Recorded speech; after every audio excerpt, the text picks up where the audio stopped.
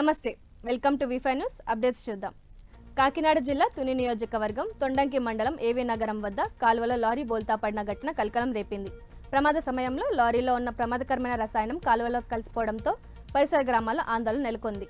ఈ కాలువకు సమీపంలోనే ఏవీ నగరం పంపింగ్ స్కీమ్ ఉండటంతో దాని ద్వారా నీరు సరఫరా అయ్యే 16 గ్రామాలకు ప్రమాద ముప్పు ఏర్పడింది. ఘటనపై సమాచారం అందుకున్న వెంటనే అధికారులు అప్రమత్తమై సహాయక చర్యలు చేపట్టారు. ప్రజలు కాలువ నీటిని తాగకూడదని, వినియోగించకూడదని అధికారులు హెచ్చరికలు జారీ చేశారు. పరిస్థితిని నిరంతరం పర్యవేక్షిస్తూ నీటి నమూనాలను పరీక్షించేందుకు సంబంధిత శాఖలు చర్యలు తీసుకున్నట్లు తెలుస్తోంది.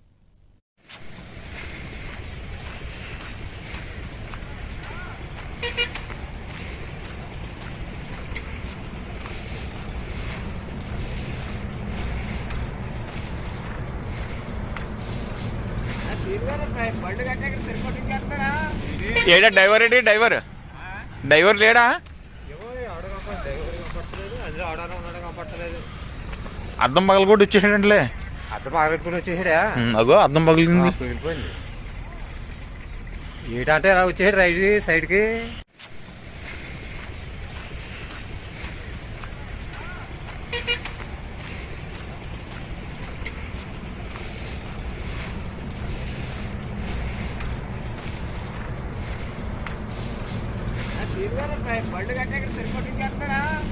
ఏడా డ్రైవర్ ఏంటి? డ్రైవర్ లేడా? అద్దం పగలు కూడా వచ్చేసాడంటే అద్దం పగలెట్టుకుని వచ్చేసాడా? అగో అద్దం పగిలింది. పగిలిపోయింది. ఏటంటే ఎలా వచ్చేసాడు రైట్ సైడ్కి.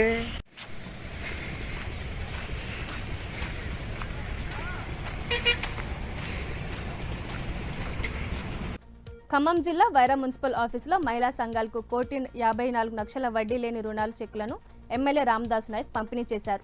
ఆయన మాట్లాడుతూ రాష్ట్ర ప్రభుత్వం మహిళల సంక్షేమానికి అనేక పథకాలను అమలు చేస్తుందన్నారు. మహిళల అభివృద్ధికి ఇవన్నీ కాంగ్రెస్ ప్రభుత్వం ఘనతేనని పేర్కొన్నారు. గత బీఆర్ఎస్ ప్రభుత్వం మహిళలను మోసం చేసిందని విమర్శించారు. వైరా మున్సిపాలిటీ పరిధిలోని 20 వార్డుల్లోని నిరుపేదలందరికీ ఇందిరమ్మ ఇల్లు మంజూరు చేస్తున్నానని ఎమ్మెల్యే హామీ ఇచ్చారు.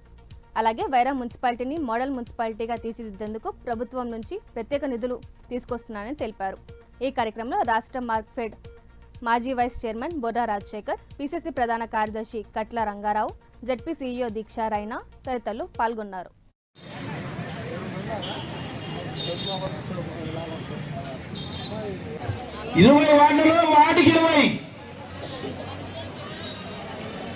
నాకు తెలియదు, గ్రూపులన్నీ పక్కకు పడిపోయినాయి, నాశనం అయిపోయినాయి. మళ్ళా మీ అందరి ఆశీస్సులతోని, మీ అందరి సలవతోని మీరు కష్టపడి ఇందిరమ్మ రాజ్యాన్ని తెప్పించుకొని రేవంత్ రెడ్డి గారిని ముఖ్యమంత్రిని చేసి నన్ను ఎమ్మెల్యే చేశారు. మీరందరూ నాకు తెలిసి నేనే 2-3 సార్లు ఇచ్చుంటాను చెక్కుల కార్యక్రమం. ఏమా ఒకటేమో పేద ఇందిరా మహిళా శక్తి అని మనం సంబరాలను పెట్టాం, మార్కెట్ యార్డ్లో పెట్టాం. ఆ రోజు పెద్ద ఎత్తున 10,000 మంది దాకా వచ్చారు. మళ్ళా క్యాంప్ ఆఫీస్లో కూడా ఇచ్చాం. ఇవాళ కూడా 1,53,00,000 రూపాయలు మీకు ఇచ్చే అదృష్టం ఈ ఇందిరమ్మ రాజ్యం రేవంత్ రెడ్డి గారి నాయకత్వంలో జరుగుతున్న కార్యక్రమం. ఇలా మీరందరూ మాట్లాడారు. ఈ గ్రూప్లో డ్వాక్రా గ్రూపులు ఉండటం వల్లే, గవర్నమెంట్ డబ్బులు లోన్ ఇవ్వటం వల్లే వడ్డీలకు పోకుండా, మైకరు ఫైనాన్స్ దగ్గర పోకుండా ఈ డబ్బులైనా బరిగొడ్లు కొని పాలు అమ్ముకుంటే మంచి లాభదాయకున్నాయని. ఇంకో తల్లి రేవంత్ రెడ్డి గారి దూరపు ఆలోచన. మీరందరూ కూడా రేవంత్ రెడ్డి గారిని మనస్ఫూర్తిగా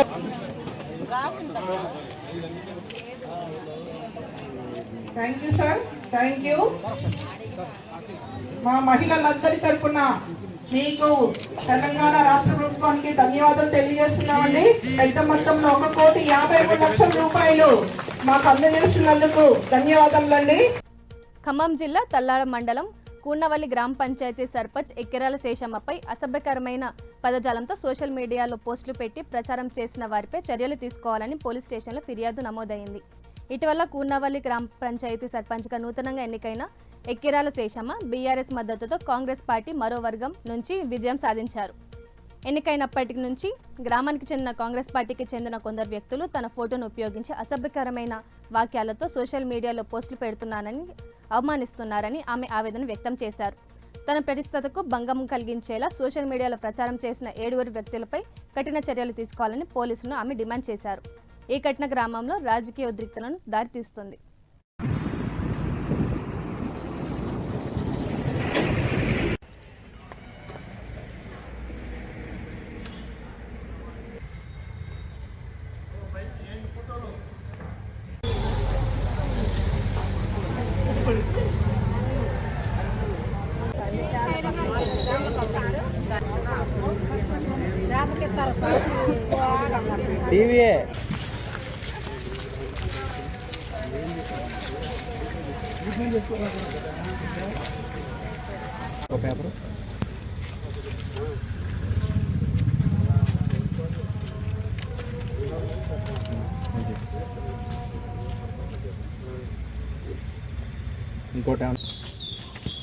నా పేరు శేషమ్మ. నేను గ్రామ సర్పంచ్ని. నా మీద ఏ ఊరు? కుర్నవల్లి. నా మీద అనవసరమైన నిందలు వేస్తున్నారు. నేను గెలిచిన సంతోషం అనేది కూడా లేకుండా అనుమానపరుస్తున్నారు నన్ను. ఎవరు? నాకు ఆపోజిట్ ఉండేవాళ్ళు. పేర్లు మిమ్మల్ని ఎవరు అన్నారు? ఎవరు కించపరుస్తున్నారు? అన్నం కోటరెడ్డి, మంగళరమణ, రామారావు, సీని గారు, వారింటి పేరు బక్క సీని గారు అనేది. పరుస్తున్నారు.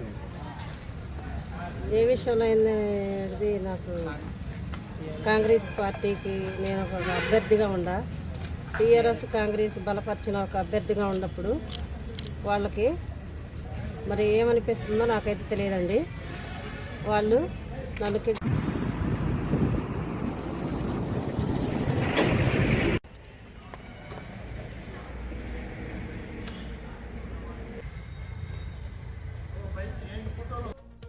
యాదాద్రి భువనగిరి జిల్లా చౌటుప్పల్ నారాయణపురం మండలంలోని రైతులకు కేంద్ర ప్రభుత్వం సబ్సిడీ ద్వారా వ్యవసాయ పనిముట్లు, యంత్రాలను వ్యవసాయ శాఖ అధికారులు పంపిణీ చేశారు. మారుతున్న కాలానికి అనుగుణంగా వ్యవసాయంలో కూలీల కొరత వల్ల ఎదురవుతున్న ఇబ్బందులను తగ్గించేందుకు ఈ యంత్రాలు ఉపయోగపడతాయని అధికారులు తెలిపారు. రైతులు వీటిని సద్వినియోగం చేసుకొని వ్యవసాయ ఉత్పాదకతను పెంచుకోవాలని సూచించారు. కేంద్ర ప్రభుత్వం రైతులకు సబ్సిడీపై యంత్రాలు అందిస్తుందని, రానున్న రోజుల్లో రాష్ట్ర ప్రభుత్వం కూడా మరిన్ని వ్యవసాయ యంత్రాలను సబ్సిడీపై అందరికీ అందించే ఆలోచనలో ఉందని జిల్లా వ్యవసాయ శాఖ ఏడి వెంకటేశ్వర్లు తెలియజేశారు.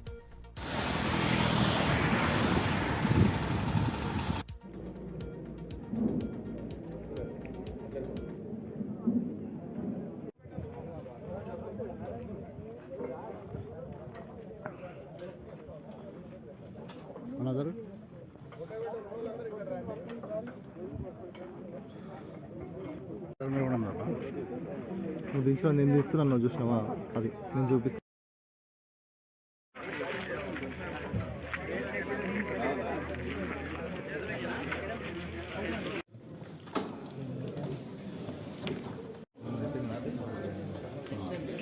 ఓకే మేడం ఉండండి, సార్ ఉండండి సార్. సార్ ఇచ్చారండి.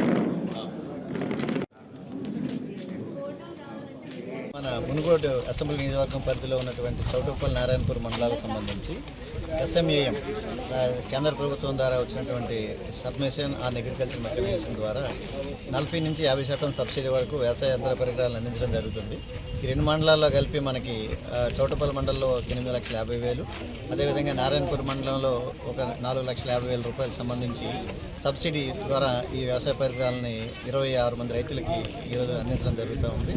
ఇవన్నీ కూడా మనము మండల కమిటీల ద్వారా మనం ఎంపిక చేసి ఈ రైతుల్ని సరైన రైతులను ఎంపిక చేసి వారికి ఈరోజు మన గౌరవ మార్కెట్ కమిటీ చైర్మన్ గారి ద్వారా, అదే వైస్ చైర్మన్ గారి ద్వారా మన వ్యవసాయ అధికారులందరం కలిసి ఈరోజు సబ్సిడీ పరికరాలు అందించడం జరుగుతుంది.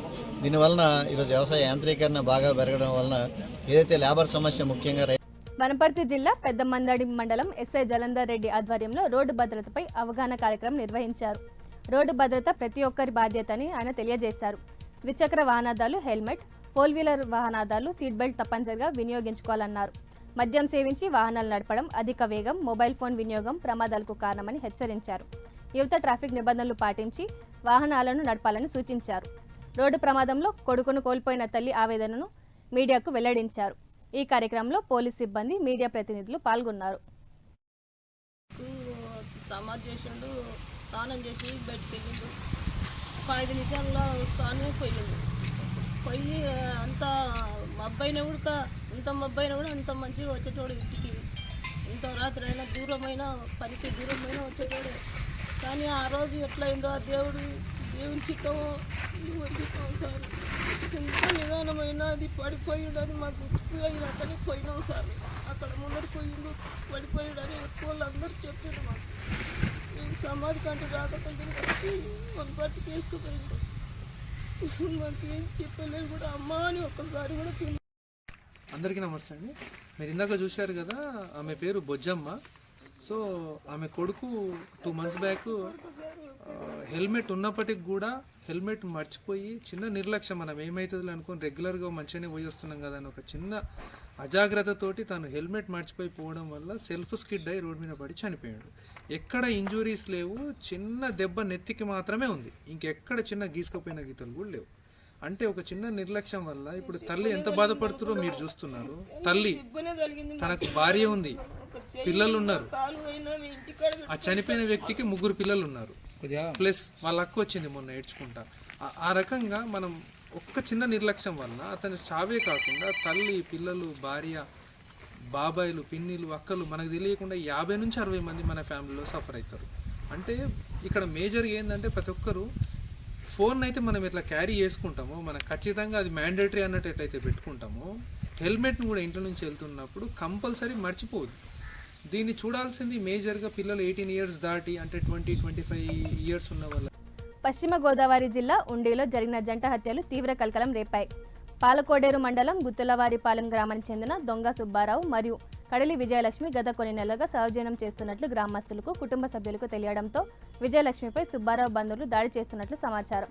ఇరువురి మధ్య మనస్పర్ధలు తలెత్తిన నేపథ్యంలో సుబ్బారావు నివాసం ఉంటున్న ఇంట్లో విజయలక్ష్మి హత్యకు గురైనట్లు ప్రాథమికంగా పోలీసులు నిర్ధారించారు. మరోవైపు సోమవారం సాయంత్రం ఉండి రైల్వే స్టేషన్ ఎదురుగా మృతి చెంది ఉన్నాడని స్థానికులు గమనించి పోలీసులకు సమాచారం ఇచ్చారు. ఈ 2 మరణాలపై అనుమానాలు ఉన్నాయని కేసు నమోదు చేసి దర్యాప్తు చేపిస్తున్నట్లు డీఎస్పీ రఘువీర్ విష్ణు తెలిపారు.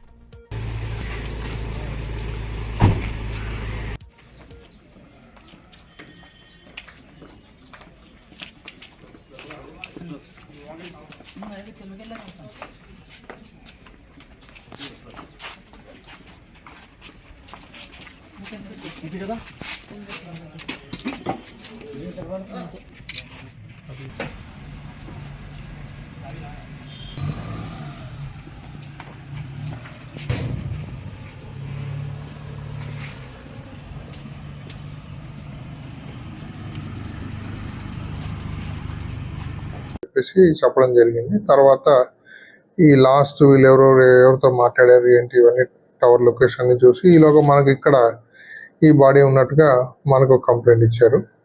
వెళ్ళి చూస్తే ఇప్పుడు ఇక్కడ ఈమె చనిపోయి ఉంది. గతంలో మీరు చూసి ఉంటారు, ఇక్కడ ఈ జిల్లాలో 15/7/2025 ఇక్కడ వీళ్ళిద్దరి మధ్యన అక్రమ సంబంధం ఉంది అని చెప్పేసి ఇప్పుడు డిసీజ్ రామకృష్ణ సుబ్బారావు ఎవరైతే ఉన్నారో సుబ్బారావు వైఫ్ వీళ్ళిద్దరిని రెడ్ హ్యాండ్గా పట్టుకోవడము, అప్పట్లో మీకు జిల్లాలో మీరు ఒక పెద్ద న్యూస్ వచ్చింది కదా, వీళ్ళిద్దరిని ఏదో కట్టేసి కొట్టి ఏదో చేశారు. అప్పుడు కేసు రిజిస్టర్ చేశారు గతంలో. సో అప్పటి నుంచి వీళ్ళిద్దరు అబ్స్కాండింగ్ లో ఉన్నారు. వీడు ఇంకా మళ్ళీ ఇంటికి వెళ్ళలేదు. సుబ్బారావు అనేటోడు ఫ్యామిలీని వదిలేసి ఇంకా ఈమెతోనే ఉంటున్నట్టుగా సమాచారం. ఈమె కూడా ఇంకా అక్కడ వదిలేసి అప్పట్లో ఏదో అత్తిలి దగ్గర ఉండేవాళ్ళు, ఇప్పుడు అక్కడ నుంచి ఇక్కడ చేరినట్టుగా లాస్ట్ వాళ్ళ అమ్మాయి మాట్లాడినప్పుడు నేను చర్చికి వెళ్తున్నానని చెప్పేసి చెప్పింది.